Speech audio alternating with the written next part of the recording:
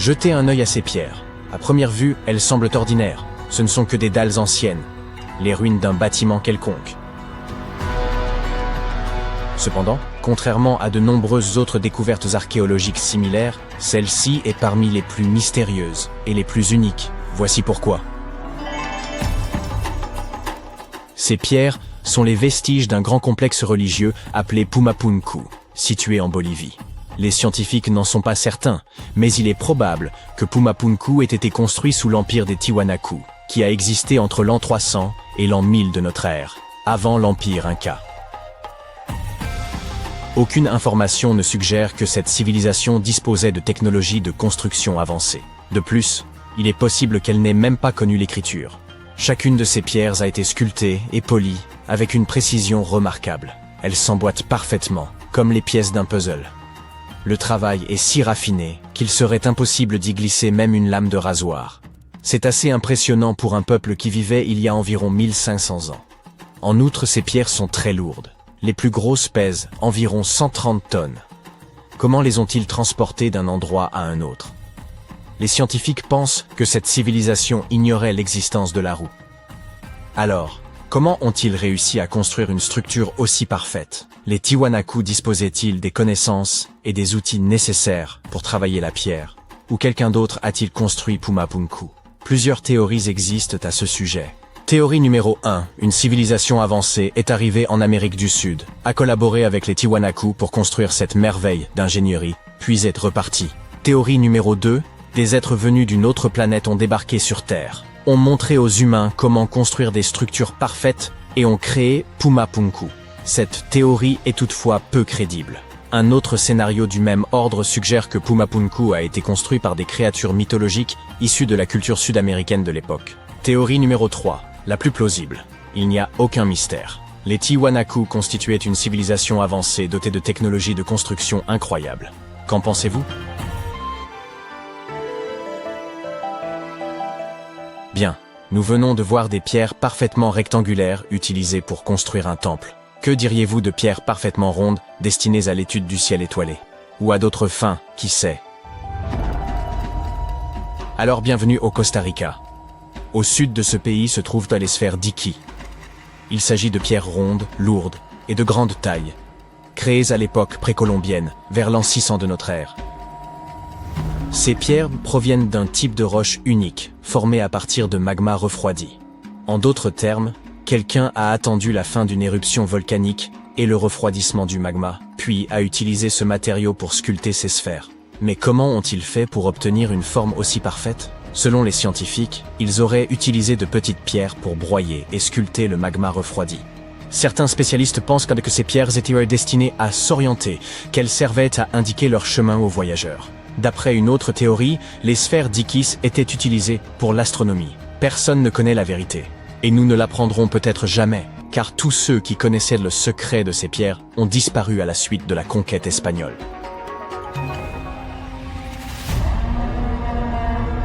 Continuons donc notre voyage. Vous voyez ces pavés? Les archéologues ne savent toujours pas pourquoi ils sont disposés ainsi le long d'une vaste étendue désertique traversant la Jordanie et Israël. Ces pierres étranges forment une chaîne de 64 km de long et sont ici depuis environ l'an 300 avant JAC. Comme elles ont été découvertes par des aviateurs il y a une centaine d'années, on les a surnommées « cerfs-volants du désert ». L'une des théories les plus populaires à leur sujet suggère qu'elles furent placées à cet endroit pour attirer les animaux et les capturer. Apparemment, les chasseurs anciens connaissaient bien le comportement de la faune locale, et ils étaient sûrs que les bêtes finiraient par marcher le long de ces pavés, et qu'ils finiraient par tomber dans une fosse préparée à l'avance. Des pierres rectangulaires et carrées parfaitement lisses, des pierres rondes, des pièges de pierre pour capturer des animaux, et encore de la peinture sur pierre.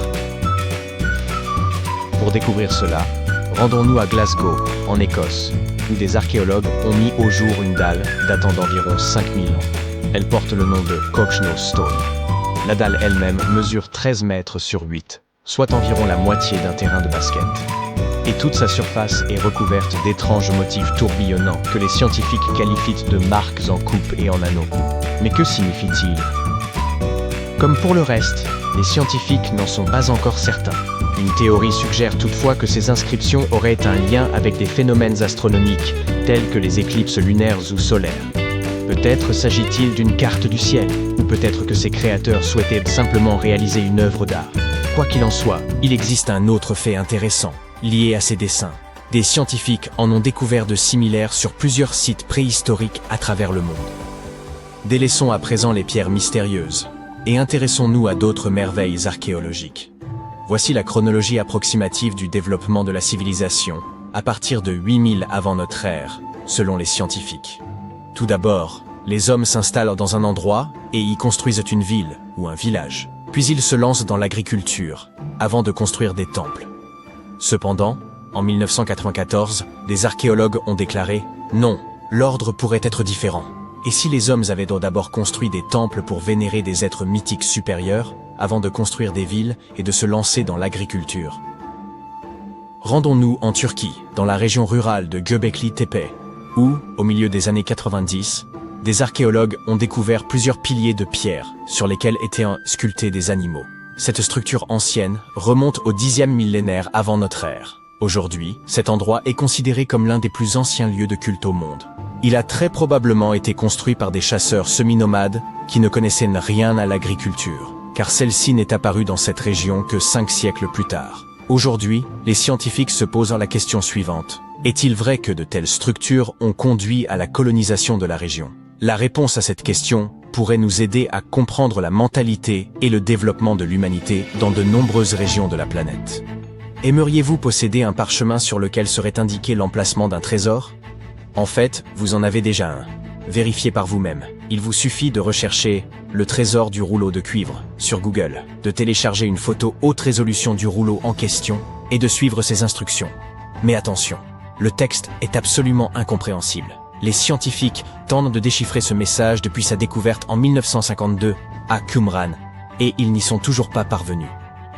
Selon une théorie, le rouleau contiendrait des informations sur une importante quantité d'or et d'argent. Cependant, même si ce trésor n'existe pas, cet artefact n'en présente pas moins un grand intérêt. Il a été créé il y a environ 2000 ans, à l'époque où l'Empire romain régnait sur la colonie de Qumran. Peut-être les habitants de la région souhaitaient-ils cacher leurs objets de valeur aux légionnaires romains et ont-ils laissé un plan à leurs descendants ? Lorsque vous vous approchez de cette merveille archéologique, vous ne remarquez rien. Mais si vous montez haut dans les airs et que vous regardez vers le sol, vous verrez des motifs étonnants, créés par le peuple de la culture Nazca. On les appelle les lignes de Nazca. Des pilotes et des passagers d'avions de ligne les ont aperçus pour la première fois dans les années 1920 et 1930. Lors de vols au-dessus du Pérou. Ces grands dessins sont composés de lignes géométriques, d'images complexes d'animaux et de figures fantaisistes. Il y a plus de 2000 ans, un peuple a creusé à la surface du sol pour créer ces motifs. Mais pourquoi ? Les lignes de Nazca continuent de fasciner les chercheurs et les passionnés d'archéologie. Les récentes avancées technologiques, telles que l'imagerie par drone et la cartographie par satellite, ont apporté un nouvel éclairage sur ces formations énigmatiques. Certains chercheurs s'intéressent désormais à la possibilité que ces lignes aient eu plusieurs fonctions, notamment celle de communiquer avec des êtres extérieurs à notre monde. Et cette hypothèse est plausible. Une partie des scientifiques pense que ces étranges motifs étaient un moyen rituel de communiquer avec les divinités de la civilisation Nazca. L'étude de ces merveilles archéologiques enrichit non seulement notre connaissance du passé, mais nous invite également à admirer l'ingéniosité et la créativité de l'esprit humain.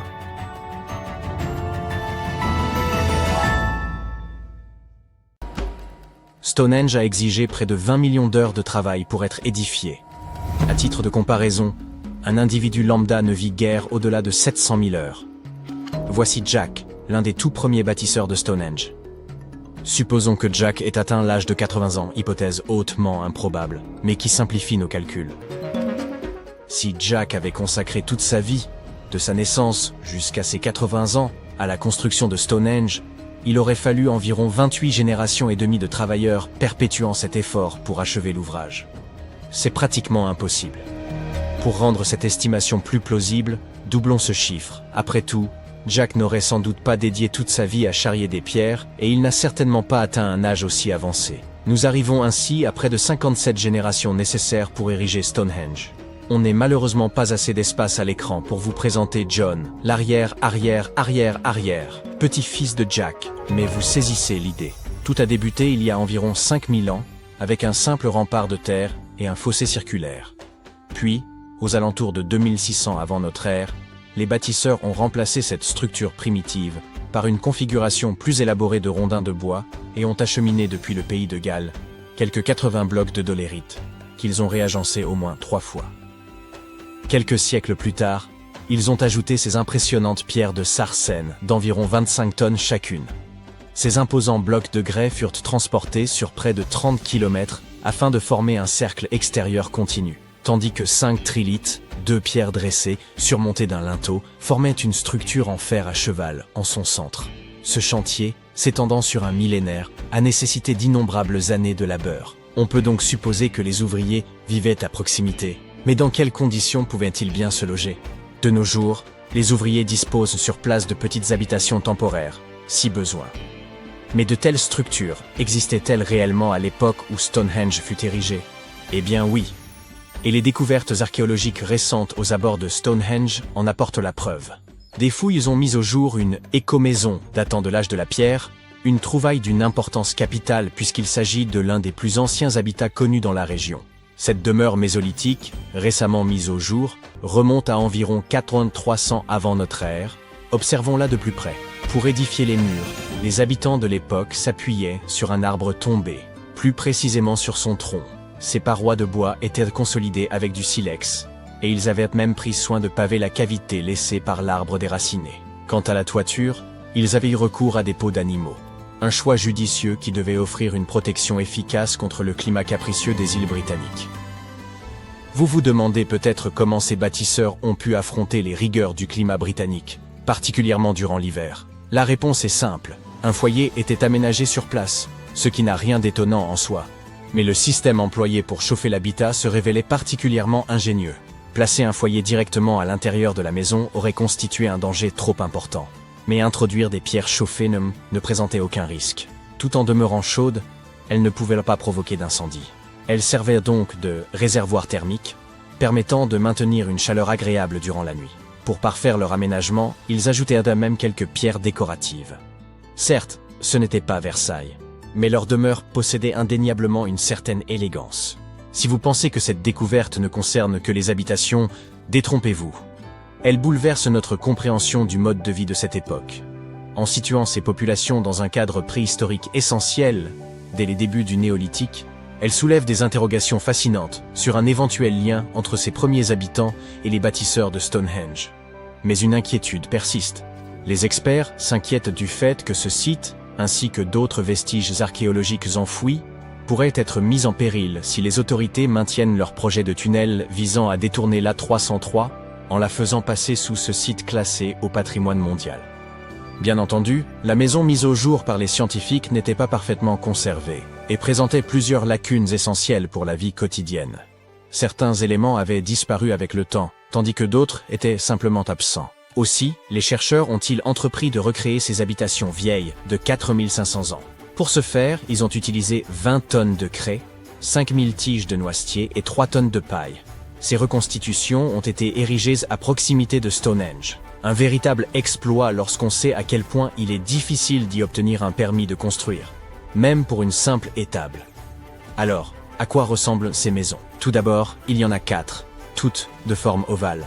Elles reposent sur les fondations de véritables habitations qui se dressaient à cet endroit il y a environ 4500 ans, soit précisément à l'époque où l'éco-maison de Stonehenge était en construction. Les habitations sont de taille modeste, se limitant à une seule pièce.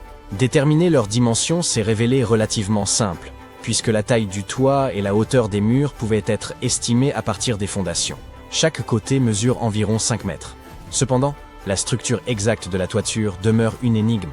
À l'époque, plusieurs techniques à base de chaume étaient utilisées, rendant difficile l'identification précise de celle employée ici. Pour l'instant, l'hypothèse la plus probable est celle d'une toiture en paille nouée ou attachée, solidement fixée à un cadre en noisetier tressé. Lorsque le foyer est allumé, la fumée s'élève naturellement à travers le chaume.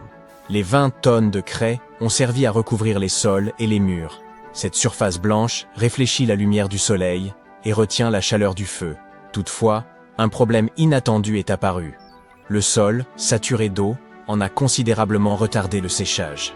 Alors que la craie aurait dû durcir en quelques jours, certaines parties du sol sont restées collantes durant des semaines, un peu comme du chewing-gum.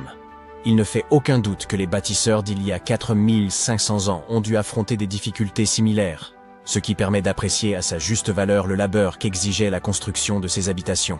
Pour obtenir une finition lisse et presque brillante, la dernière couche d'enduit a été appliquée avec des chiffons, conférant au mur une apparence étonnamment raffinée. L'intérieur est aménagé avec des lits et des étagères en bois et en osier, ainsi que des pots d'argile, le tout organisé autour d'un foyer accueillant. Le tout donne une impression d'espace et baigne dans une lumière naturelle qui traverse le toit de chaume avant de se réfléchir sur les murs blancs. Le mobilier tressé, quant à lui, apporte une touche d'authenticité. Des feux ont été allumés pour y préparer un premier repas. Du pain confectionné à partir de farine moulue sur une meule de pierre, juste à côté du foyer. Ceux qui l'ont goûté ont été agréablement surpris par sa saveur. Légère déception. Ceux qui ont recréé ces habitations ont un peu triché. Certes, les matériaux sont fidèles à ceux d'origine, mais les outils utilisés ne le sont pas. Ils ont eu recours à des bétonnières pour mélanger le torchis, des brouettes pour transporter le bois, et des haches en acier pour fendre les bûches près de l'âtre, plutôt que des outils de pierre. Il faut toutefois rappeler que ces constructeurs ne sont pas des experts, mais des bénévoles. Dans ces conditions, une petite entorse aux techniques d'antan semble tout à fait pardonnable. D'ailleurs, d'autres volontaires présents sur le site sont ravis de partager leurs connaissances sur les tâches quotidiennes des bâtisseurs de Stonehenge, qu'il s'agisse de moudre le grain ou de tresser des cordes en jonc. Mais ces cahutes ne sont pas les seules découvertes notables de la région de Stonehenge. Il y a quelques années, des archéologues ont mis au jour un site funéraire qui précède même la construction du célèbre monument. Ce long tumulus néolithique, daté d'environ 5600 à 5700 ans, aurait accueilli les dépouilles de certains des premiers habitants de Grande-Bretagne. Son existence a été révélée par des images aériennes montrant son empreinte caractéristique sous les cultures. La plaine de Salisbury regorge d'anciens vestiges, comprenant Stonehenge, divers tumulus et autres monuments. Épargnée par les bouleversements au fil des siècles, elle a su préserver une quantité remarquable de structures préhistoriques. Cette découverte illustre par ailleurs une transition majeure dans le mode de vie humain, marquant le passage du nomadisme à une sédentarisation fondée sur l'agriculture et l'élevage. Un mode de vie qui fait écho à celui reconstitué dans l'écomaison. Le tumulus en question s'étend sur environ 26 mètres de long et 20 mètres de large. Bien que l'érosion et l'agriculture aient fait disparaître une grande partie de sa structure émergée. Si ces caractéristiques sont similaires à celles d'autres sépultures de la région, il pourrait renfermer les restes de 30 à 50 individus, ainsi que des crânes de vaches, dont l'importance pour ces communautés anciennes ne fait aucun doute. Nous avons tous grandi en croyant que Stonehenge était le plus ancien observatoire du monde, mais désormais, il a une concurrence sérieuse pour ce titre. Nabta Playa a été construit à plus de 3919 km de distance, dans le sud de l'Égypte, et des milliers d'années, 7500 avant notre ère, avant Stonehenge, entre 3000 et 1500 avant notre ère, et même les pyramides de Gizeh, entre 2589 et 2504 avant notre ère. En 1973, un guide bédouin, Eid Marif, est tombé sur un étrange groupe de grandes formations rocheuses en traversant le désert du Sahara. Il a conduit l'archéologue américain Fred Wendorf sur le site situé à environ 96 km du Nil. L'ami et collègue de Wendorf affirme que l'équipe a découvert les pierres en s'arrêtant pour une pause toilette dans le désert. De toute façon, ce qu'ils ont trouvé a changé l'histoire. Au début, Wendorf pensait que les structures en pierre étaient juste des formations naturelles. Mais ensuite, il eut une révélation. Cet endroit était autrefois un lac, ce qui signifie qu'il ne devrait pas y avoir de roches naturelles ici.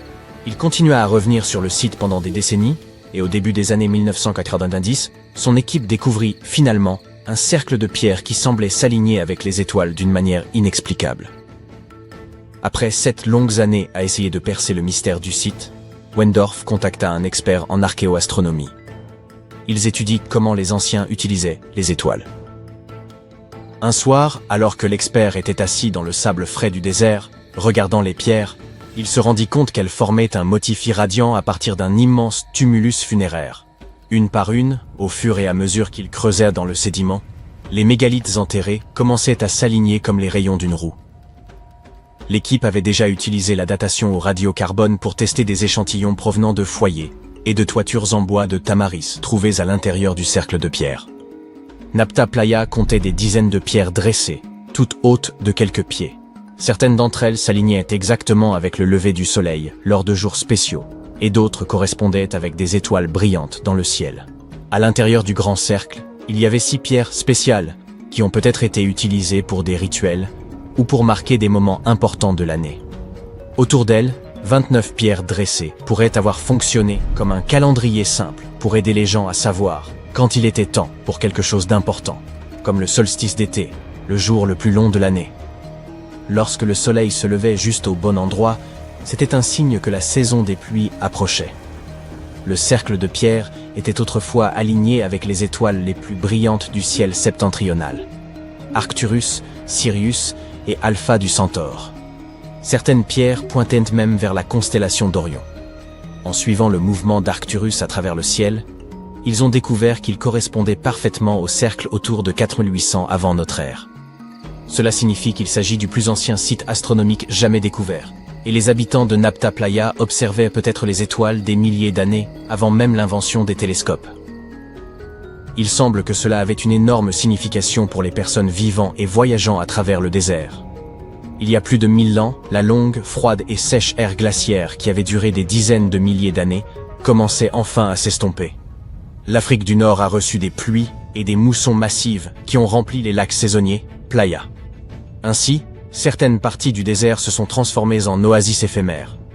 Pour les peuples nomades qui parcouraient dans cette terre inhospitalière, ces pluies estivales étaient tout. Leur mode de vie tout entier tournait autour du bétail. Lorsque les archéologues ont ouvert le tombeau central à Nabta Playa, ils ont découvert des ossements de bovins et même un énorme rocher sculpté en forme de vache. Les personnes qui l'ont construit ont utilisé les étoiles pour se guider et trouver des points d'eau cachés comme Nabta Playa, qui contenait probablement de l'eau pendant environ 4 mois par an, à partir des moussons d'été. Mais il n'y avait pas d'étoiles polaires à l'époque. Ils se sont donc plutôt orientés en utilisant les étoiles brillantes et la façon dont le ciel semblait tourner en cercle au-dessus d'eux. Lorsque les lacs étaient au plein, les pierres debout étaient en partie submergées. Et depuis la rive ouest, vous pouviez voir le reflet des étoiles sur l'eau sombre. Nabta Playa est bien moins célèbre que Stonehenge, peut-être parce que ces pierres étaient enterrées, alors que le célèbre site en Angleterre était accessible aux visiteurs depuis des milliers d'années. Malheureusement, lorsque Nabta Playa est devenu célèbre, certains touristes ont endommagé des parties en déplaçant des pierres, ce qui a perturbé les alignements stellaires anciens. Pour le protéger, les autorités ont déplacé l'ensemble vers un musée, où les gens peuvent voir les pierres et la statue de vache sculptée sans les endommager. L'observatoire égyptien n'est pas la seule construction semblable à Stonehenge. Il existe des versions qui ont été utilisées à des fins différentes. De l'Allemagne, anneau de Pemelt, et la France, alignement de Karnak, aux États-Unis, Stonehenge d'Amérique dans le New Hampshire et aux Andes dans le nord du Pérou. Ce dernier est en fait l'une des plus anciennes grandes structures jamais construites dans cette région. La place circulaire est constituée de 2 immenses murs de pierre disposés en anneaux. Elle était probablement utilisée pour des cérémonies et des rassemblements. Les scientifiques ont effectué une datation au carbone et ont estimé son âge à environ 4750 ans. Ce qui signifie qu'elle a été construite avant les grandes pyramides d'Égypte et Stonehenge. La place comportait 2 entrées et une couche spéciale d'argile, de terre, de gravier et de charbon de bois en dessous. Elle a été soigneusement planifiée et construite. Les archéologues ont également trouvé des pièces en céramique, des cristaux de quartz et des pierres précieuses sur le site, ce qui montre qu'il s'agissait certainement d'un lieu spécial. Des gens l'ont visité pendant des siècles, mais à un moment donné, vers 500-200 avant Jésus-Christ, il a été fermé, probablement en raison de l'évolution des croyances et des traditions. La découverte la plus récente, février 2025, est celle des vestiges d'un grand cercle de bois, datant approximativement de la même époque, et ayant des parallèles avec Stonehenge, tout en haut au Danemark. Cette structure en plein air faisait probablement partie d'une zone spéciale où les peuples préhistoriques du néolithique final et de l'âge du bronze ancien, de 1600 à 1600 avant l'ère commune, se rassemblaient pour des rituels et des cérémonies. Le cercle était composé de 45 gigantesques poteaux en bois, formant un énorme anneau d'environ 30 mètres de large. Le bois a disparu maintenant, Mais les scientifiques pensent que de hauts bois se dressaient autrefois dans les trous et créaient une impressionnante henge de bois. Personne ne sait exactement à quoi ces cercles étaient utilisés, mais les archéologues ont trouvé des ossements d'animaux et des restes de nourriture sur des sites similaires. Donc les gens se rassemblaient, probablement là pour des festins et des rituels. En 2024, des scientifiques ont découvert 2 cercles de pierres anciens datant de la période néolithique dans le parc national de Dartmoor, en Angleterre. Certains archéologues pensent qu'ils pourraient former un arc sacré. Beaucoup des structures de pierre de Dartmoor ont été construites en forme courbée sur les hauteurs au centre de la zone. Il y a longtemps, Dartmoor était couvert de forêts, donc les gens ont peut-être utilisé ces hauteurs comme repères importants. Un des nouveaux cercles découverts s'intègre à l'intérieur de cet arc, mais l'autre est à l'extérieur, au nord. Cela aurait pu être un point d'entrée dans l'arc. Il y a également une levée de terre près des pierres, qui ressemble à d'autres sites néolithiques célèbres, comme le cercle de Brodgar en Écosse et Stonehenge lui-même. Cela signifie que les personnes qui ont construit ces cercles ont peut-être visité Stonehenge ou en ont été inspirées. Des archéologues à Oman ont découvert d'anciens monuments en pierre appelés triliths, qui ont reçu le surnom de Stonehenge arabe. Ils ont été achevés il y a environ 2000 ans. Mais personne ne sait avec certitude qui les a construits ni pourquoi. Les scientifiques ont également trouvé des haches en pierre extrêmement anciennes, âgées de 3000 à 1,3 million d'années, datant de l'époque où les premiers humains ont quitté l'Afrique. Sur un autre site, Nafun, au centre d'Oman, des archéologues ont découvert une tombe néolithique datant d'environ 5000 à 4600 avant notre ère. Il y a 2 chambres contenant les ossements de dizaines de personnes sous une gigantesque structure mégalithique. À proximité, ils ont également découvert des gravures rupestres réalisées par des personnes qui ont vécu dans la région de 5000 avant notre ère à 1000 de notre ère. Et puis, il y a un autre sosie de Stonehenge, cette fois en Arabie Saoudite, qui a été utilisé comme complexe d'appartements il y a des milliers d'années. Des archéologues ont découvert un total de 345 cercles de pierre, en examinant des photos aériennes d'un champ de lave. Chaque cercle mesure entre 4 et 8 mètres de large et possède au moins une grande pierre dressée au centre. Ces structures conservent encore des vestiges de murs de pierre et de portes. Les cercles de pierre comme Stonehenge sont souvent associés à des cérémonies et des rituels. Mais les scientifiques disent que de nombreuses maisons anciennes étaient en réalité construites en forme ronde et que les maisons rectangulaires ne sont devenues courantes que bien plus tard dans l'histoire. La structure de Richat est une formation gigantesque au milieu du Sahara et qui ressemble à s'y méprendre à une vaste cible de fléchettes. Elle est si grande que l'on peut la voir de l'espace. Même la CIA s'y est intéressée à elle. En 1965, ils avaient prévu de la survoler, à la recherche d'anomalies géomagnétiques. Les résultats sont toujours classifiés aujourd'hui. Peut-être que les rumeurs sont vraies, et que cet endroit est vraiment la cité perdue de l'Atlantide. On suppose que l'Atlantide aurait coulé sous les vagues. Mais de récentes découvertes nous orientent dans une direction différente. C'est une histoire ancienne qui remonte très loin dans le temps, et Platon a été le premier à la mentionner. Le lieu avait une végétation luxuriante et une structure singulière. 3 cercles concentriques de terre entourant 2 cercles d'eau. 2 citations clés des écrits de Platon suggèrent que l'Atlantide n'aurait peut-être pas été une île ordinaire au milieu de l'océan. De plus, l'Atlantide aurait subi une influence majeure de l'Afrique et de l'Europe, ce qui remet en question l'idée qu'elle ait pu se trouver dans l'Atlantique. Il s'avère que l'œil du Sahara et l'Atlantide se ressemblent.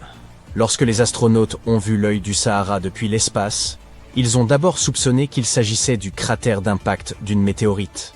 Mais les anneaux de la structure correspondent à la disposition décrite pour l'Atlantide.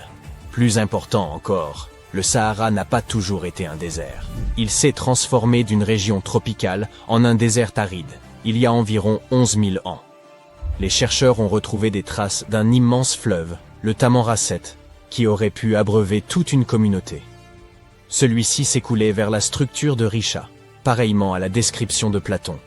La voie maritime transsaharienne traversait le Sahara il y a 50 à 100 millions d'années, et l'on prétend que la mer aurait détruit l'Atlantide il y a environ 11 500 ans, probablement en raison d'une montée rapide du niveau de la mer causée par la fin de l'ère glaciaire.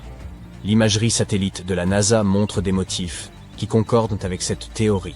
Ces cercles concentriques pourraient être la clé permettant de dévoiler les secrets de l'évolution de notre planète au cours de millions d'années. Ils ont été façonnés par l'érosion de plusieurs couches de roches résistantes, créant un motif étrange fait de crêtes et de ravins. Le pic principal se dresse fièrement à 400 mètres de haut. La partie centrale a subi une transformation significative due à l'érosion, développant une structure circulaire avec un pic élevé. Contrairement au cratère d'impact, l'œil du Sahara présente une symétrie et un équilibre frappants. Certains affirment que cela résulterait du soulèvement des roches, sculptées par le vent et l'eau. D'autres pensent qu'il s'agirait d'un ancien anticlinal, érodé jusqu'à révéler cette forme concentrique. Ensuite, il y a la théorie du dôme de sel, suggérant que c'est la flottabilité du sel qui aurait sculpté cette merveille. Les techniques de datation ont prouvé qu'elle s'était formée il y a 252 à 541 millions d'années, à plus ou moins 1 million d'années près. D'anciens artefacts sont éparpillés autour des anneaux extérieurs de la structure, près du lit du fleuve asséché. Certains outils en pierre plus anciens ont également été retrouvés dans la même zone. Et pourtant, même si quelques pointes de lance de l'ère néolithique y ont été trouvées, il n'y a pas beaucoup de signes que des gens y aient vécu à l'époque. La région semble avoir été exploitée pour des activités à court terme comme la chasse ou la fabrication d'outils. Il existe d'autres mystères surnaturels qui parsèment notre monde. L'une de ces énigmes se trouve en Norvège. Le sinistre phénomène des lumières d'Esdalen, également connu sous le nom de vallée des lumières, laisse les scientifiques perplexes. Cette vallée a une largeur de 15 km. Elle est assez reculée, mais une étrange boîte bleue se trouve en haut de la colline, équipée de caméras qui scrutent le vallon en contrebas. L'inquiétante saga a commencé dans les années 80, lorsque le ciel nocturne au-dessus de Esdalen s'est paré de boules de feu incandescentes. Un spectacle récurrent qui a fait frémir tous ceux qui l'ont vu. Ce n'était pas un phénomène éphémère. Bien au contraire, il s'est reproduit très régulièrement. Terrifiés, les habitants ont signalé des contacts avec ces phénomènes lumineux inexpliqués, dont certains se seraient produits près de leur maison. La peur s'est propagée comme une traînée de poudre. À son apogée, on comptait environ 20 apparitions chaque semaine. Le phénomène a fait son chemin dans les journaux, les magazines et les médias du monde entier. Bien vite, les gens ont afflué dans la vallée, espérant voir ces lumières par eux-mêmes. En 1984, des experts se sont joints à la cohue, armés d'instruments sophistiqués comme des magnétomètres, des radiomètres et bien d'autres trucs-o-mètres. Ce qu'ils ont observé était sidérant. Ces lumières défiaient toute explication. Certaines se déplaçaient à un rythme tranquille, tandis que d'autres traversèrent le ciel à une vitesse fulgurante de 30 000 km/h. Les gens ont bien essayé de les expliquer. Avions, reflets lointains, foudre en boule, satellites, planètes, météores. Mais la vitesse et la façon dont ces lumières dansaient éclipsaient toutes ces théories. Nous nous approchons lentement d'un autre lieu mystérieux. C'est le plus grand lac subglaciaire parmi les 675 lacs connus d'Antarctique. Il pourrait facilement abriter des formes de vie inconnues. Ce lac se trouve sous l'Inland 6, Est-Antarctique. Si vous plongez à environ 4 km sous la glace, vous y verrez le lac Vostok, situé à 200 mètres sous le niveau de la mer. Ce lac est long de 250 km et large de 50 km, à son point le plus étendu. Avec une profondeur moyenne de 430 mètres, c'est aussi le 6e plus grand lac du monde en termes de volume. Il ressemble à une cité sous-marine, avec de hauts piliers et de profonds bassins. Ce lac secret a été découvert en 1993. Pourtant, il attendait d'être découvert depuis plus de 2000 ans, conservant tous ses secrets. En 2012, les scientifiques ont foré la glace, prélevant la plus longue carotte de glace de toute l'histoire. Ils ont traversé la calotte gelée jusqu'à la surface du lac. L'année 2013 a apporté un rebondissement inattendu, lorsque ces eaux tranquilles ont surgi lors de l'extraction d'une carotte de glace, se mêlant au fluide de forage. Puis, ils ont enfin obtenu un échantillon d'eau pure en 2015. Certains pensent qu'il pourrait se trouver des formes de vie inconnues par là-bas, car c'est une réserve d'eau fossile qui n'a pas été touchée depuis des millions d'années. Cela pourrait beaucoup ressembler à ces océans recouverts de glace que l'on soupçonne d'exister sur des lunes comme Europe et Encelade. Tout a commencé avec une théorie du 19e siècle, suggérant que de l'eau douce serait caché sous les calottes glaciaires de l'Antarctique. Ensuite, en 1959, des levées sismiques ont laissé entreapercevoir l'existence d'un lac sous-glaciaire. Et dans les années 90, les données satellites ont confirmé l'existence du lac Vostok. Il n'est d'ailleurs pas seul. En 2005, on a découvert une île au milieu du lac. Ensuite, 2 lacs plus petits se sont joints à la fête. On soupçonne qu'un réseau secret de rivières sous-glaciaires aurait pu connecter ces lacs. Très loin de l'Antarctique, au Venezuela, la foudre de Catatumbo offre un stupéfiant spectacle lumineux à la confluence du fleuve Catatumbo et du lac Maracaibo. Cet inquiétant phénomène électrique se produit environ 140 à 160 nuits par an durant 10 heures par jour et peut libérer jusqu'à 280 éclairs en une seule heure. La fréquence de ce spectacle de foudre change avec les saisons et d'année en année. Il a connu une pause de janvier à mars 2010, ce qui a suscité l'inquiétude qu'il pourrait disparaître à jamais. Au coucher du soleil, les vents de l'Est commencent à gagner en intensité. Ce vent fort est appelé un jet nocturne à basse altitude, comme ce que l'on peut observer dans les grandes plaines d'Amérique du Nord. Ces vents apportent de l'humidité, principalement des Caraïbes et du lac en lui-même. Cet air humide rencontre les hauts sommets de la cordillère, entraînant la création d'orages sur les montagnes. Grâce à la constance de ces vents, d'autres orages apparaissent au fur et à mesure que la nuit avance. Ce schéma se répète. C'est pourquoi cette région a le taux annuel d'éclairs le plus élevé au monde. Le prochain endroit que les scientifiques sont incapables d'expliquer se trouve en Chine. Il s'agit des grottes de Longjiu. Elles présentent des voûtes hautes et inclinées et de robustes piliers. L'endroit est resté caché pendant des siècles. Ces cavernes, créées par l'homme, creusées il y a environ 2000 ans, n'ont décidé de se révéler que dans les années 90. Des agriculteurs locaux ont drainé les étangs et révélé 5 cavernes massives. Des fouilles supplémentaires ont exposé 19 autres grottes plus petites.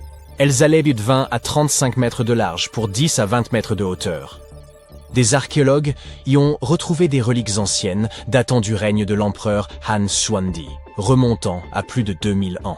Comment ces grottes ont-elles survécu pendant plus de 2 millénaires sans s'effondrer? Aucune trace écrite n'explique la manière dont elles ont été conçues. Les murs présentent des marques de bourrines, laissant supposer une activité de sculpture couche après couche. Mais le processus exact de construction demeure un casse-tête. Récemment, des scientifiques ont fait une découverte étonnante qui pourrait résoudre le mystère de Stonehenge. Ils ont trouvé un élément caché au plus profond de l'ADN des pierres de Sarsen, les énormes monolithes présents sur le site. Cette découverte pourrait révéler pourquoi nos ancêtres du néolithique ont conçu et construit cette structure. Depuis des années, les scientifiques se creusent la tête pour savoir d'où viennent les énormes pierres de Sarsen. Pendant longtemps, ils ont cru qu'elles provenaient d'une carrière située à 25 km du site, connue sous le nom de Marlborough Downs. Sur ce site, ils ont trouvé des minéraux similaires à ceux qui composent les pierres de Sarsen. Mais en réalité, les choses sont plus complexes qu'on ne le pensait. Notre compréhension de la construction de Stonehenge est en constante évolution. Les scientifiques doivent littéralement remonter le temps pour percer ces mystères. D'où viennent les pierres? Comment ont-elles été transportées? Pourquoi le site a-t-il été construit? Le site de Stonehenge, situé dans la plaine de Salisbury en Angleterre, est constitué de 2 grands types de pierres. Il y a les pierres de Sarsen, très lourdes, et les pierres bleues, plus petites et plus légères. Les pierres de Sarsen pèsent chacune environ 25 tonnes. Cela équivaut à 3 éléphants d'Afrique. La pierre de Sarsen la plus lourde, appelée Hillstone, pèse à elle seule 30 tonnes. Ensemble, les pierres de Sarsen forment le cercle extérieur de la structure. À l'intérieur de ce cercle, vous trouverez les pierres bleues. Leur nom est peut-être un peu trompeur, car elles ne sont pas vraiment bleues. Elles ont une teinte bleutée lorsqu'elles viennent d'être cassées, d'où leur nom. Ces petites pierres proviennent probablement des collines de Presley, dans le sud-ouest du pays de Galles, à environ 240 km de Stonehenge. Elles sont un peu plus légères que les pierres de Sarsen, mais restent assez lourdes. La pierre de l'autel, classée parmi les pierres bleues, est la plus lourde d'entre elles, avec un poids d'environ 6 tonnes. Son emplacement d'origine n'est pas encore connu. Pour déterminer l'origine d'une pierre, les scientifiques doivent d'abord étudier sa composition. Pour cela, ils vérifient l'ADN de la roche. Ensuite, ils recoupent la structure de la pierre avec les minéraux présents dans le sol pour voir s'il y a concordance. La plupart des pierres de Sarsen que nous voyons dans le sud de l'Angleterre sont en fait constituées d'un type de grès connu sous le nom de silcrète. Il s'agit d'un sable durci par les eaux souterraines pendant des millions d'années. Ce processus s'est principalement produit au cours d'une période appelée le Paléogène, il y a quelques 65 à 23 millions d'années. Ces pierres de Sarsen ne se sont pas formées en une seule grande plaque, mais par parcelles, comme si la nature avait créé de petits jardins de pierres un peu partout. Les scientifiques expliquent que les pierres de Sarsen se sont répandues de manière aléatoire, souvent dans des zones isolées. Au fil du temps, nombre d'entre elles ont été enfouies sous des couches d'argile et de craie, ce qui a contribué à leur préservation. Lorsque les bâtisseurs de l'Antiquité se sont mis en quête de matériaux, ces pierres leur ont probablement semblé parfaites pour la construction d'une structure aussi impressionnante que Stonehenge. En fait, on a utilisé des pierres de Sarsen dans toutes sortes d'ouvrages, des villas romaines aux églises médiévales en passant par les bordures de routes et les murs de culture. On pourrait dire que ces pierres étaient le matériau de prédilection des bâtisseurs de l'Antiquité et qu'elles ont continué à être populaires même à l'époque moderne. Ce fait a amené les scientifiques à se demander si toutes les pierres de Sarsen, utilisées pour construire Stonehenge, ne provenaient pas du même endroit. Ils ont identifié des sites dans tout le Royaume-Uni, dans des régions telles que l'Oxfordshire et le Kent. Après des centaines d'années d'études, les géologues disposent enfin du type de technologie appropriée pour déterminer l'origine des pierres. J'aimerais pouvoir vous dire qu'il s'agit d'un lieu tenu secret, très éloigné du site. Mais il s'est avéré que les pierres de Sarsen proviennent en réalité de West Woods, une forêt située tout près de Stonehenge. Un nouveau facteur est entré en jeu lorsque des fouilles ont mis au jour des trous de pierre, indiquant qu'au moins 6 piliers de pierre bleue avaient été retirés dans les collines de Preseli, sur le site de Waunmain, au cours de la préhistoire. Il y avait là un cercle de pierre, et l'on pense que certaines des roches de Stonehenge ont été récupérées dans ce cercle plus ancien. Si cela est vrai, il se pourrait que Stonehenge fasse partie d'un ensemble beaucoup plus vaste de sites anciens. Si c'est bien le cas, Stonehenge ne serait que la cerise sur le gâteau d'un projet de plus grande envergure. Un peu comme la pièce maîtresse d'un paysage de monuments, de monticules, de cercles de pierre et d'autres choses très impressionnantes. C'est la raison pour laquelle les scientifiques veulent absolument savoir d'où viennent les pierres. Cela pourrait permettre de comprendre pourquoi et comment Stonehenge a été construit. Stonehenge n'est pas apparu du jour au lendemain. Il a été construit en plusieurs étapes sur des centaines d'années. Il ne s'agissait probablement pas de l'œuvre d'une seule personne, mais d'un grand projet communautaire qui a évolué au fil du temps. Chaque génération de bâtisseurs a apporté ses propres idées, créant une structure qui allait durer des siècles. La première étape remonte à environ 3100 ans avant notre ère. Un fossé circulaire a été creusé et quelques pierres bleues ont été installées, formant une sorte d'anneau de départ. Plus tard, ils ont ajouté les pierres de Sarsen et ont même surmonté certaines d'entre elles de pierres horizontales afin de former ces fameuses arches que vous voyez aujourd'hui. Ce qu'on appelle les trilithes. Ces bâtisseurs de l'Antiquité avaient bien des défis à relever. Comment déplaçaient-ils les pierres? Une vieille théorie, connue sous le nom de route de glace, suggère que les pierres ont été déplacées sur des chemins naturels et glacés au cours de plusieurs hivers. Ils auraient ainsi simplement fait glisser les pierres jusqu'à Stonehenge. Mais nous parlons là d'une distance de plus de 160 km, c'est donc assez invraisemblable. Quoi qu'il en soit, cette théorie a été démentie, parce qu'il faisait plus chaud à l'époque qu'aujourd'hui. Il y a aussi la théorie de la rivière.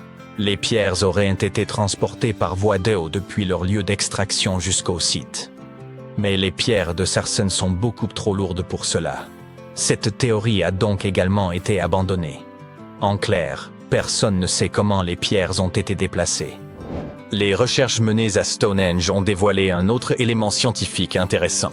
Un récent examen au laser des pierres a révélé les différentes méthodes de travail utilisées et montré que certaines parties du monument étaient plus soigneusement ouvragées que d'autres. En particulier, le côté nord-est et les faces internes des trilithes centraux ont été minutieusement taillés. Pour information, un trilithe est une structure composée de 3 pierres. 2 énormes monolithes sont surmontés d'un troisième qui les relie entre eux. En grec, ce mot signifie simplement « qui a 3 pierres ».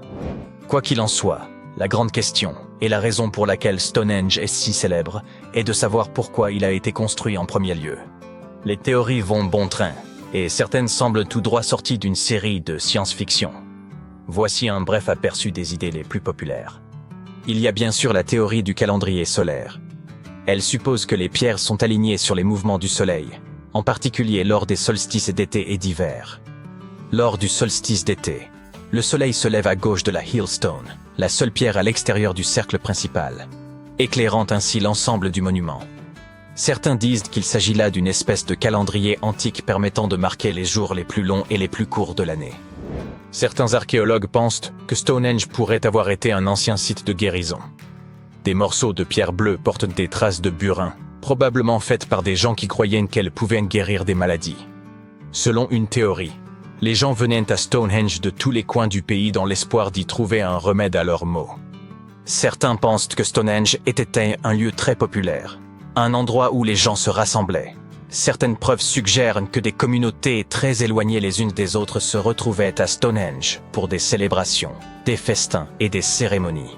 Un examen des ossements trouvés à proximité montre que les gens parcouraient parfois des centaines de kilomètres pour se rassembler sur ce site.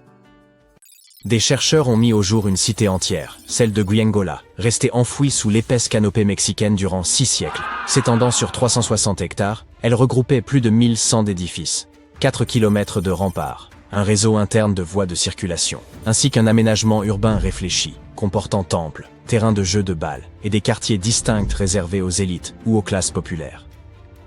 Pendant des générations, l'on a cru qu'il ne subsistait là qu'une forteresse abandonnée, selon des récits transmis oralement. Jusqu'à peu, il était impossible d'appréhender l'immensité du site sans des années d'exploration au sol. Mais grâce à une technologie récente, un outil de télédétection appelé LIDAR, il a été possible de générer en à peine 2 heures, depuis un avion, une modélisation tridimensionnelle de l'ensemble. Guyengola fut édifié entre 1350 et 1521. Ce site revêtait une importance capitale pour les Zapotèques, peuple implanté dans la région depuis environ 700 avant notre ère. Les familles y cohabitaient dans des demeures organisées autour d'un vaste patio central bordé de pièces. À mesure que les foyers s'élargissaient, de nouvelles chambres étaient ajoutées, faisant évoluer l'architecture domestique.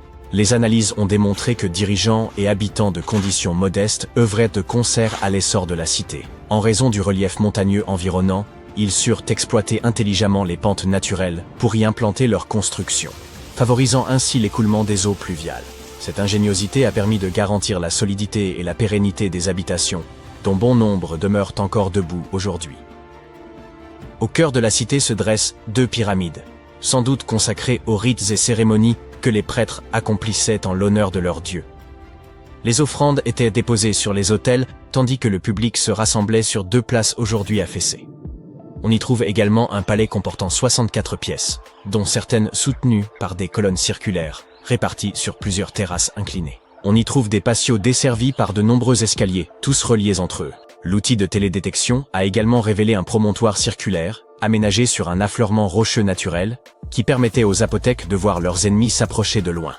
Les chercheurs ont aussi identifié 2 structures circulaires, probablement conçues pour l'observation astronomique et la mesure du temps. Ils ont aussi mis au jour plusieurs tombes, attestant la présence d'un cimetière urbain.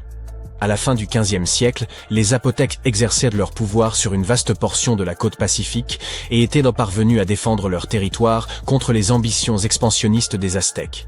Ils réalisèrent un exploit quasi inespéré, tenir bon durant un siège de 7 mois à Guyengola et en sortir victorieux. Après cette victoire, ayant conservé leur domination sur le sud mésoaméricain, les Zapotèques n'avaient plus besoin de demeurer à Guyengola. Si les montagnes offraient certains avantages, l'accès à l'eau douce et à des terres fertiles pour l'agriculture s'avérait essentiel. La petite ville de Tehuantepec, située à 19 km à peine, réunissait ces conditions. Ils s'y établirent donc peu avant l'arrivée des Espagnols, en 1521. Avec le temps, les pratiques culturelles des Zapotèques commencèrent à décliner. Leur civilisation ne s'éteignit toutefois pas totalement. Aujourd'hui encore, plus de 3000 Zapotèques résident dans l'état mexicain d'Oaxaca, où ils continuent de perpétuer leur langue et leurs traditions. La création du modèle 3D de cette cité perdue ne constitue qu'une étape préliminaire dans la recherche. Les archéologues espèrent que les études à venir permettront de mieux comprendre l'organisation politique et sociale des Zapotèques, la manière dont ils administraient leur cité, ainsi que la nature de leurs échanges avec les Espagnols à leur arrivée. Ils projettent d'examiner les 1170 structures révélées par le balayage LIDAR, ce qui nécessitera plusieurs années. Plutôt que de fouiller le sol, ils auront recours à des technologies non invasives afin d'explorer la ville sans en altérer les vestiges. Grâce à cette même technologie, les scientifiques ont pu révéler l'existence d'une vaste cité ancienne, enfouie sous le dense feuillage de la forêt amazonienne. Un ensemble structuré de maisons, de places, de routes et de canaux reposait dans l'ombre d'un imposant volcan. Pendant des siècles, nombre de chercheurs ont cru que les peuples amazoniens vivaient dans de modestes huttes, ne défrichant que de petites parcelles pour subsister. Or, cette cité, édifiée il y a 2500 ans et occupée durant un millénaire, nous prouve le contraire. Les experts estiment que des dizaines, voire plusieurs centaines de milliers de personnes vivaient au sein de sociétés urbaines complexes. Le balayage de la région a permis d'identifier 6000 plateformes rectangulaires, chacune mesurant environ 20 mètres sur 10 et s'élevant à une hauteur de 2 à 3 mètres. Ces constructions étaient regroupées autour de places centrales, avec des routes rectilignes aux angles droits parfaits, connectées par des sentiers. L'une d'elles atteignait même 26 km de long. La réalisation de voies parfaitement droites exigeait davantage que le simple suivi du relief naturel. Certaines d'entre elles revêtaient probablement une valeur rituelle ou spirituelle. Le sol volcanique, particulièrement fertile, favorisa l'essor de cette civilisation, mais il pourrait aussi avoir contribué à sa disparition. Les chercheurs ont en outre révélé les défenses de ces villes, comme des fossés barrant l'accès à plusieurs d'entre elles. Il est donc possible que des groupes voisins aient tenté d'envahir ces cités. La prochaine phase consistera à étudier les 300 km² adjacents, afin de mieux cerner l'ampleur et la complexité de cette société ancienne, qui pourrait même surpasser par sa taille la célèbre civilisation maya du Mexique et d'Amérique centrale. En 1963, un habitant de Turquie fit une découverte stupéfiante en rénovant sa maison. En abattant un mur de sa cave, il mit au jour une pièce énigmatique. En poursuivant ses fouilles, il tomba sur un tunnel, lequel le mena à la ville souterraine de Derinkuyu. Il s'agit de l'une des cités souterraines les plus profondes et les plus vastes de Cappadoce, et même de toute la Turquie. Les habitants occupaient 8 niveaux souterrains, chacun offrant un accès à des caves, des espaces de stockage, des chapelles, une école, une salle d'études ainsi que d'autres installations. Ces étages étaient interconnectés par un vaste réseau de tunnels. Il est probable que cette cité enfouie ait été conçue comme refuge. Située à une profondeur de 85 mètres, elle demeure invisible depuis la surface. Le site était suffisamment vaste pour accueillir environ 2000 personnes, accompagnées de leur bétail et de leurs vivres. Un puits de ventilation, profond de 55 mètres, assurait l'aération. Selon les archéologues, les premiers niveaux auraient été aménagés par les Phrygiens, avant d'être repris et perfectionnés par les Romains. L'apogée de Derinkuyu s'est toutefois manifesté durant l'ère byzantine. La cité suivante, longtemps tenue pour légendaire, n'était évoquée que dans de rares textes anciens et quelques inscriptions énigmatiques, si bien que son existence demeurait incertaine. Après avoir exploré une grande partie du littoral égyptien, un archéologue du nom de Frank Goddio et son équipe ont soudain aperçu un visage monumental émergeant des profondeurs. C'est ainsi que la ville engloutie de Thonis Héracléion fut révélée, à plus de 6 km au large d'Alexandrie. Parmi ces vestiges reposaient 64 navires, 700 ancres et un fabuleux trésor de pièces d'or. Les archéologues considèrent que les éléments les plus remarquables de cette découverte sont la statue haute de 6 mètres et les vestiges du temple. À son époque, la cité accueillait des rituels et des célébrations dans le sanctuaire d'Amon. Façonnées en granit et en diorite, les ruines ont traversé les siècles sans se détériorer malgré leur immersion prolongée. Elles offrent aujourd'hui un aperçu précieux de la vie, 2300 ans plus tôt, dans l'un des carrefours commerciaux les plus importants du monde antique. La ville disposait d'un réseau de canaux, comparable à une Venise égyptienne d'un autre âge. Ces voies d'eau reliaient divers ports et points d'ancrage, tandis que des ponts unissaient tours, temples, habitations et autres édifices. Thonis Héracléion constituait le principal port du royaume pour le commerce extérieur et la perception des taxes. L'origine de son engloutissement demeure incertaine, mais les chercheurs l'attribuent à des phénomènes naturels. Vers la fin du second siècle avant notre ère, probablement à la suite d'une terrible inondation, la cité fut submergée. Par la suite, Alexandrie, fondée par Alexandre le Grand, surpassa Héracléion en prestige et en influence. Avant cela, Héracléion faisait office de principale porte d'entrée maritime vers l'Égypte. Après la catastrophe, de nombreux navires durent réorienter leur itinéraire vers Alexandrie. Héracléion sombra alors dans l'oubli, jusqu'à sa redécouverte en l'an 2000. Au Royaume-Uni, il y a environ 115 000 boîtes aux lettres, dont certaines se trouvent dans des endroits plutôt étranges. Regardez ici, nous sommes sur un tronçon désert de la lande de Caithness. Et là, en plein milieu de nulle part, entre cette carrière et la lande, nous trouvons encore une boîte aux lettres solitaire. C'est Chris Aitken, un enseignant de la région, qui est tombé sur cette bizarrerie près de Worth Hill, à proximité de John O'Groats. John O'Groats est un petit village à 4 km au nord-est de Canis Bay, dans le comté historique de Caithness, en Écosse. Le village lui-même est populaire auprès des touristes, mais seulement environ 300 personnes y habitent de manière permanente. Cependant, on y trouve quand même une jolie boîte aux lettres. Mais qui donc a tant besoin d'un tel service sur une colline perdue? Quand Chris a partagé sa photo sur Internet, quelqu'un a lancé une théorie. Il y a quelque temps, un entrepreneur vendait de minuscules parcelles de terrain autour de Camster. Il prétendait que les acheteurs deviendraient après les seigneurs de leur petit bout de terre. Cela explique-t-il la présence de cette boîte aux lettres?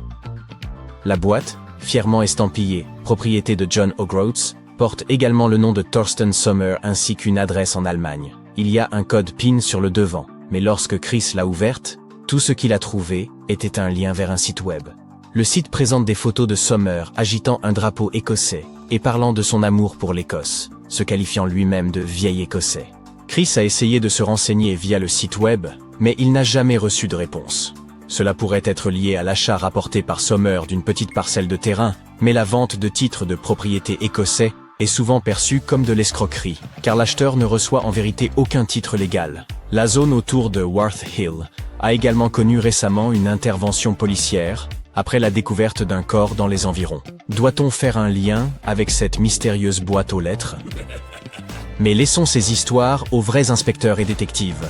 Et plongeons à présent dans la haute couture, d'accord? Vous êtes peut-être tombé sur cette image loufoque qui fait le tour d'Internet, et selon laquelle il y aurait une boutique éphémère Prada dans le désert du Texas. Eh bien, c'est en quelque sorte vrai et faux tout à la fois. Oui, il y a bien une boutique. En quelque sorte. Elle présentait toute une gamme de produits Prada pour une valeur approchant les 80 000 $. Et devinez quoi? C'est Miuccia Prada elle-même qui avait choisi les articles. Mais il n'était pas possible d'y acheter quoi que ce soit. Pas de caissier, pas de vendeur. C'était comme si l'endroit était fermé de manière permanente. La surprise? Il s'agissait en réalité d'une installation artistique, fabriquée entièrement à partir de matériaux biodégradables. Elle a été conçue pour se fondre progressivement dans la nature, une métaphore amusante de notre culture consumériste moderne. Mais pourquoi exposer des biens que personne ne peut acheter? Une métaphore pour le charme insaisissable du luxe. Elle était destinée à se détériorer tranquillement. Mais l'engouement créé a suscité un flux si inattendu de visiteurs que les choses ont vite dégénéré. Après avoir tenté de repousser plusieurs voleurs potentiels, les artistes ont dû admettre leur défaite. Désormais, le lieu se laisse docilement photographier et attire toutes sortes de personnes, des touristes comme des célébrités. Bien, vous pouvez trouver un sac de marque dans le désert, mais pouvez-vous, disons, trouver une voiture dans les grottes galloises? La réponse est oui, mais vous devez savoir qu'il ne s'agit pas d'une seule voiture, mais d'un grand nombre de véhicules. La caverne des âmes perdues est une grotte abandonnée nichée dans le joli pays de Galles. Autrefois, c'était une mine ardoisière. Les ouvriers y extrayaient des tonnes d'ardoises, qui partaient ensuite aux quatre coins du pays sur les voies étroites de la région. Mais lorsque cette industrie a disparu il y a de cela plusieurs décennies, la mine a été fermée. Si vous osez y entrer, ce que je ne recommande franchement pas, vous découvrirez deux grandes salles, et l'une d'entre elles est particulièrement remarquable. La salle principale s'enfonce à environ 20 mètres de profondeur, et est en partie submergée, avec juste une petite ouverture au-dessus. Depuis la fermeture de la mine, les habitants et le conseil municipal ont profité de cette ouverture pour jeter toutes sortes de choses indésirables dans la mine.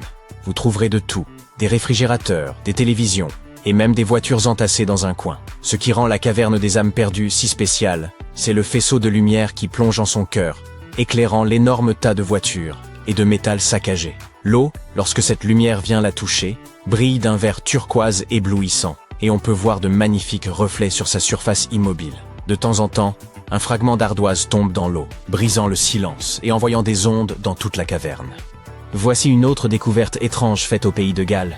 Un monolithe argenté et brillant de 3 mètres est récemment apparu sur Hay Bluff à Powys, et il a vraiment piqué la curiosité des internautes. C'est au cours d'une randonnée qu'un certain Craig Muir est tombé dessus par hasard, et il a affirmé qu'il semblait tout droit tomber de l'espace.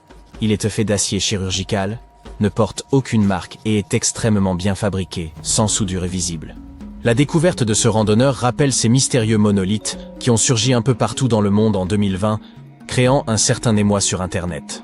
Richard Haynes, un habitant de la région, a suggéré qu'il pouvait s'agir d'une installation scientifique, mais le règlement du parc national interdisant les structures non autorisées, il se peut bien qu'il ne reste pas là très longtemps.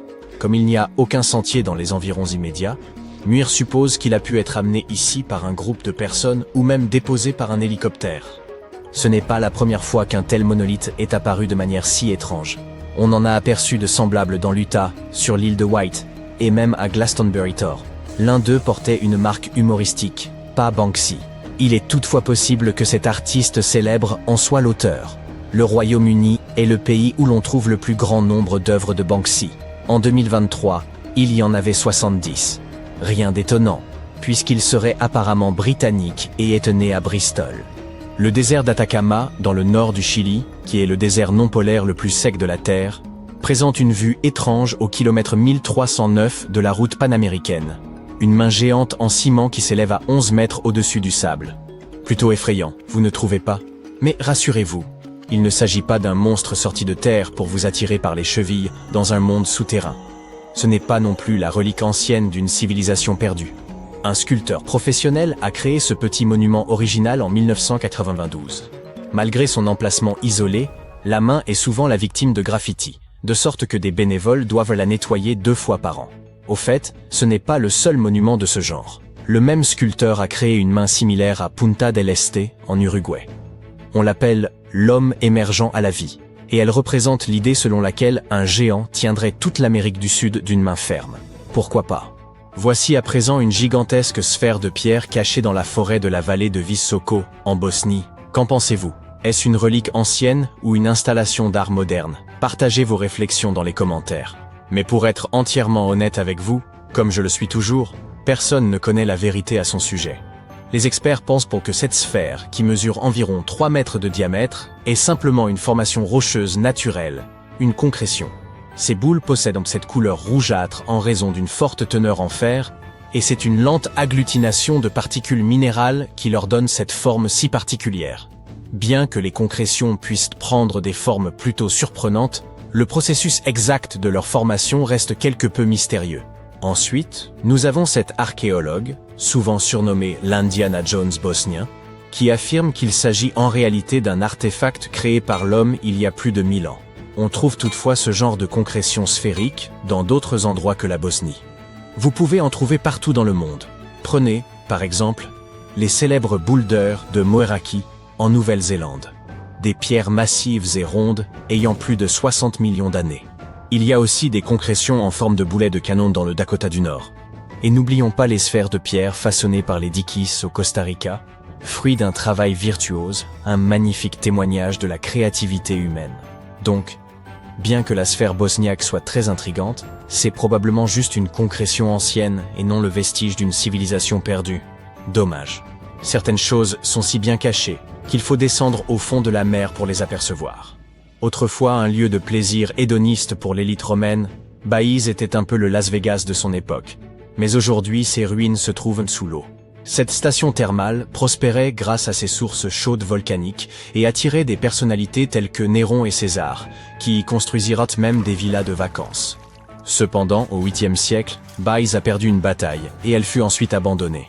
Alors que le niveau de l'eau montait, une grande partie de la ville a été engloutie sous la baie.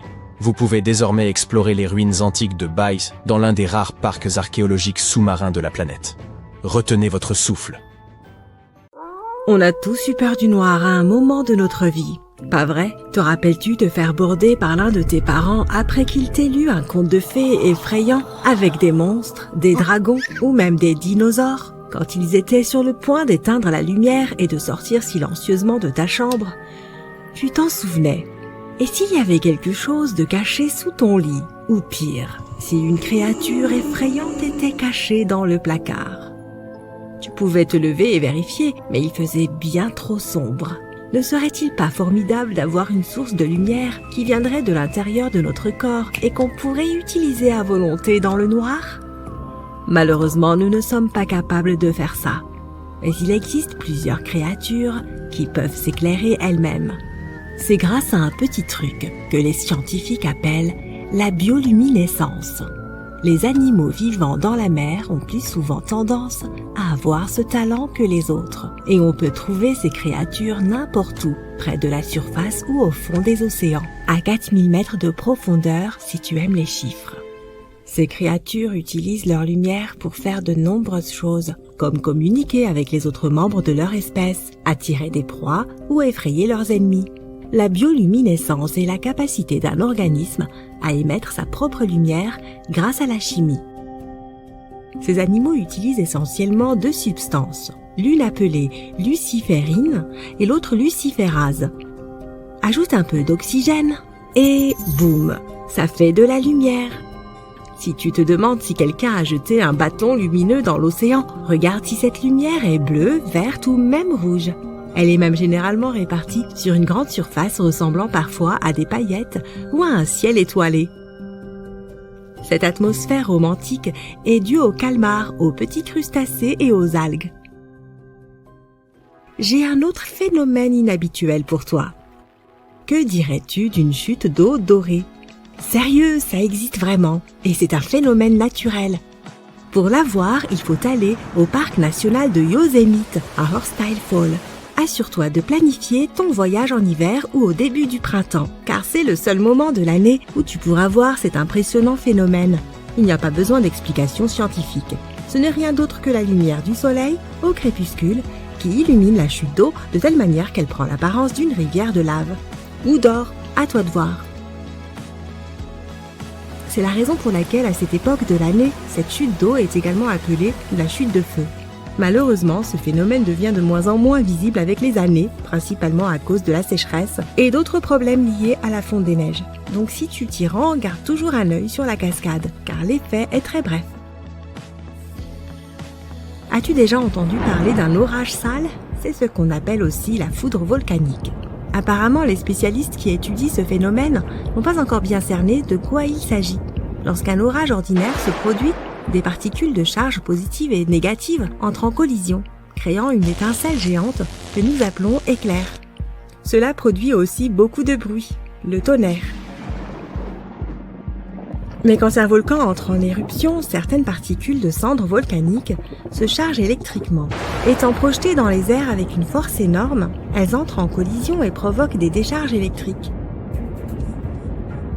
Ceci donne l'impression qu'il y a des éclairs provenant du volcan lui-même. Imagine toutes ces cendres, ces gaz et cette fumée sortant du cratère et ajoute-y des éclairs. L'ensemble est vraiment spectaculaire. Maintenant, que penses-tu de nuages qui ressemblent à des vagues ? On les appelle asperitas. Ils sont généralement assez proches du sol, contrairement aux nuages habituels. Leur nom vient du latin aspero, qui se traduit par rêche ou inégal. En de rares occasions, on peut voir de tels nuages par temps calme. Ils sont surtout associés aux orages. Ces nuages apparaissent lorsque les conditions atmosphériques sont instables et étonnamment, ils ne produisent pas de pluie. Même s'ils ressemblent à des nuages d'orage, ils créent également des motifs aléatoires, trompant nos yeux en leur faisant croire que nous regardons la surface de la mer depuis le fond de l'eau. D'autres nuages impressionnants sont les mammatus. Ce qui les rend si particuliers, c'est une série de renflements émergeant de la base de chaque nuage. Quand ces nuages atteignent un niveau de l'atmosphère où la direction du vent change, ils forment ces motifs ressemblant à des vagues dans le ciel. L'Australie est l'endroit idéal si tu aimes le surf. Mais toutes les vagues que tu verras là-bas ne sont pas faites d'eau. Près d'une ville appelée Hayden, il y a une mystérieuse vague faite de roches. Cette formation granitique remonterait à 2,63 milliards d'années. C'est bien avant que les dinosaures ne commencent à fouler notre planète. D'une hauteur de 15 mètres et d'une largeur de 110 mètres, cette vague s'est formée à la suite de deux processus. La météorisation et l'érosion. Des sédiments tout mous se trouvaient à la base de Wave Rock ont été altérés par les eaux souterraines. Les vents et les pluies ont fait le reste du travail, provoquant l'érosion du reste de la formation. Ces rayures rouges, jaunes et grises sont constituées d'hydroxyde de fer, de carbonate et d'autres composés chimiques qui ont été emportés par la pluie. Maintenant que tu es en Australie, il y a un autre endroit qui semble irréel. Mais il faudra le survoler si tu veux obtenir la meilleure photo. Dans la partie occidentale du pays, entourée de forêts vertes, se trouve une série de lacs. Ils sont tous d'une stupéfiante couleur rose vif. Le plus célèbre d'entre eux est le lac Hillier. Un réservoir d'eau de 600 mètres de long, il est entouré de sable et d'une forêt d'eucalyptus. Cela fait encore plus ressortir sa teinte cartoonesque.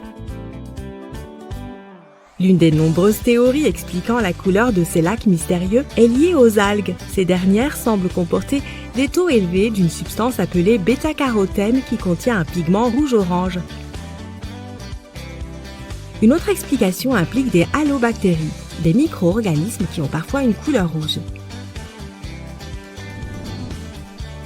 Des fois que tu n'aimes pas voler, ces lacs sont également parfaits pour s'y baigner.